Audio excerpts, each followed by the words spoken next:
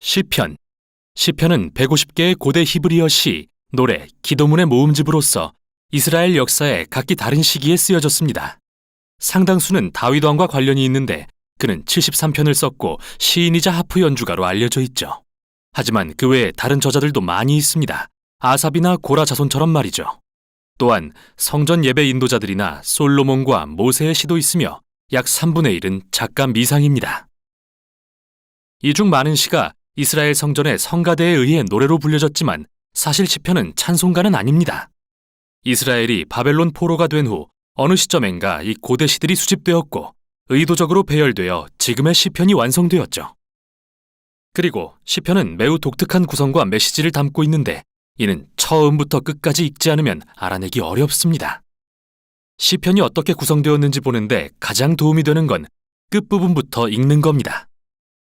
책은 이스라엘의 하나님을 찬양하는 5개의 시로 끝을 맺는데요. 각 시의 시작과 끝에 할렐루야라는 단어가 나옵니다. 이는 히브리어로 찬양하라는 명령이고 야는 거룩한 이름인 야훼의 줄임말이죠. 이렇게 5부분으로 잘 배열된 것을 보면 누군가가 여기에 시편의 결론을 제시하는 것처럼 보이는데요. 여기서 의문이 듭니다. 시편을 누군가 의도적으로 구성한 흔적이 또 있을까요?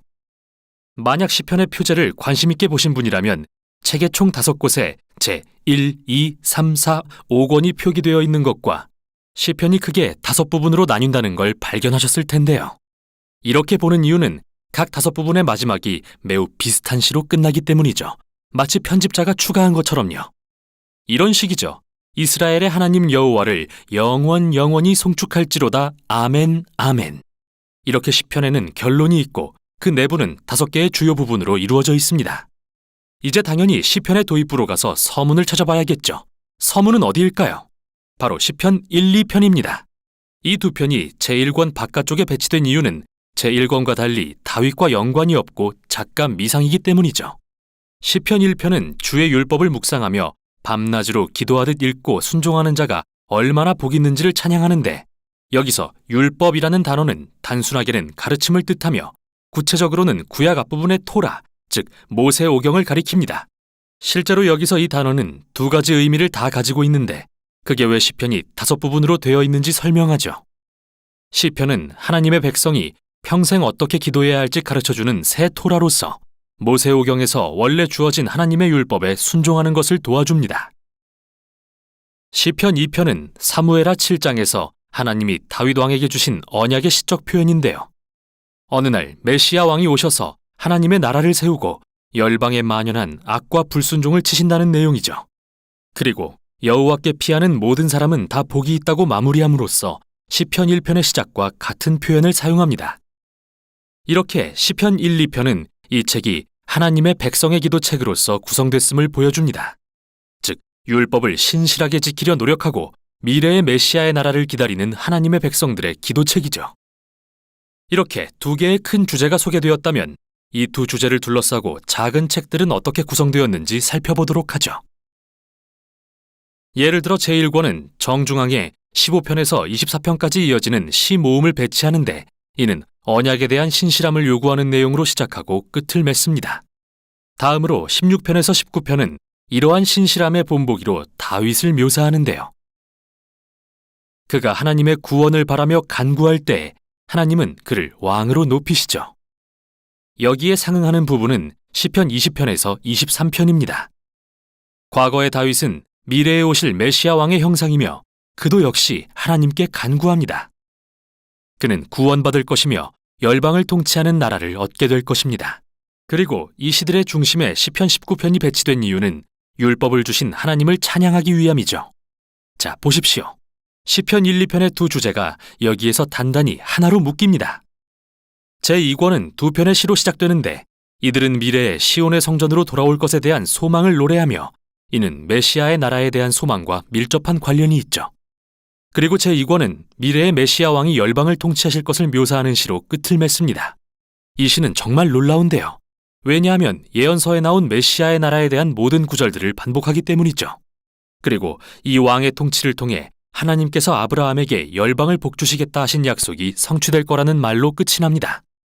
제3권 역시 하나님이 다윗에게 하신 약속을 떠올리게 하는 시로 결론 짓는데 이번에는 포로된 이스라엘에 대한 것입니다.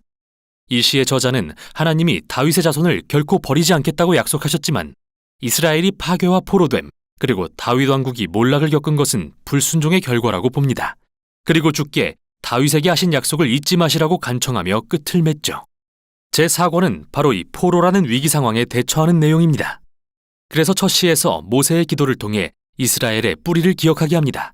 황금 송아지 사건 이후 시내산에서 하나님께 자비를 보여주시라고 했던 기도 말이죠. 제4권의 중심에는 이스라엘의 하나님이 온 세상의 진정한 왕이심을 선포하는 시들과 나무, 산, 강, 모든 피조물이 그날, 즉 열방에 하나님의 공의와 그의 나라가 임할 그날을 찬양하는 시로 가득합니다.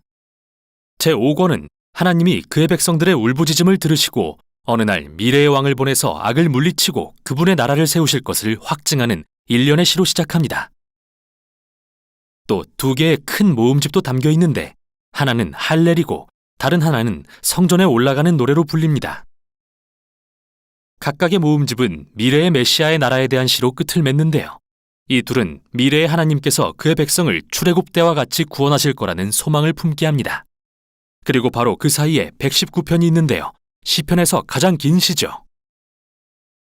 각 절의 첫 글자가 히브리어 글자의 순서대로 시작하는 형태이며 하나님이 그의 백성에게 주신 선물인 율법의 말씀에 대해 감탄하는 내용입니다. 자, 봅시다. 시편 1, 2편의 두 주제와 율법, 그리고 메시아가 모두 제5권에서 결합되죠. 그리고 이게 결론의 5편의 시로 연결되고요. 그중 가운데 있는 148편은 모든 피조물에게 이스라엘의 하나님을 찬양하라고 명령합니다. 그가 그의 백성의 뿔을 높이셨기 때문이죠. 여기서 뿔은 전쟁에 승리했을 때 들었던 소의 뿔의 비유인데 이 이미지는 사무엘상 2장의 한나의 노래에도 사용되었으며 시편 132편에도 등장했죠. 뿔은 미래의 메시아 왕과 악에 대한 그의 승리를 상징하며 이 놀라운 책에 어울리는 결론이라 할 수 있습니다. 그리고 시편을 순서대로 읽지 않을 경우 놓치기 쉬운 게 또 하나 있습니다. 시편에는 다양한 종류의 많은 시가 담겨 있지만 이 시들은 모두 애가 아니면 찬양시라는 두 유형으로 나뉘는데요.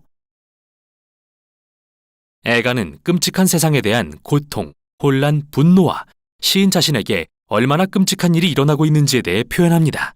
그래서 이 시들은 세상의 잘못된 부분에 주목하며 하나님께 무언가 해주시라고 구합니다. 시편에는 애가가 참 많은데 여기서 얻을 수 있는 메시지는 이야말로 세상의 악을 대하는 우리의 타당한 반응이라는 것입니다. 여러분은 애가가 시편의 앞부분인 제1권부터 3권의 주된 내용이란 것을 보시겠지만 집중해서 읽다 보면 찬양시도 가끔 볼 수 있다는 걸 알게 됩니다. 찬양시는 기쁨과 축하의 시이며 세상의 좋은 부분에 주목하죠. 그리고 하나님이 우리 삶에 행하신 일들을 이야기하며 주께 감사를 드리는 시입니다. 제4권과 5권에는 이러한 찬양시가 애가보다 많다는 걸 보게 되실 겁니다. 그리고 마침내 할렐루야의 5편의 시로 막을 내리죠. 이렇듯 애가에서 찬양시로의 전환은 심오하며 기도의 본질에 대해 말해줍니다. 시편의 가르침대로 메시아의 나라를 소망하려 할 때 우리는 세상과 우리 삶의 비극적인 모습을 보며 내면의 갈등을 겪게 되는데요. 시편은 그런 우리에게 삶의 고통을 무시하지 말라고 가르칩니다. 동시에 성경이 말하는 믿음은 미래를 내다보는 것이며 미래의 메시아의 나라에 대해 하나님이 하신 약속을 기대하는 것이라고 말이죠. 율법과 메시아, 애가와 찬양시, 그리고 믿음과 소망. 이게 바로 시편이 전하는 내용입니다. 시편 제1권 제1편. 복 있는 사람은 악인들의 꾀를 따르지 아니하며 죄인들의 길에 서지 아니하며 오만한 자들의 자리에 앉지 아니하고 오직 여호와의 율법을 즐거워하여 그의 율법을 주야로 묵상하는도다. 그는 시냇가에 심은 나무가 철을 따라 열매를 맺으며 그 잎사귀가 마르지 아니함 같으니 그가 하는 모든 일이 다 형통하리로다. 악인들은 그렇지 아니하며 오직 바람에 나는 겨와 같도다. 그러므로 악인들은 심판을 견디지 못하며 죄인들이 의인들의 모임에 들지 못하리로다. 무릇 의인들의 길은 여호와께서 인정하시나 악인들의 길은 망하리로다.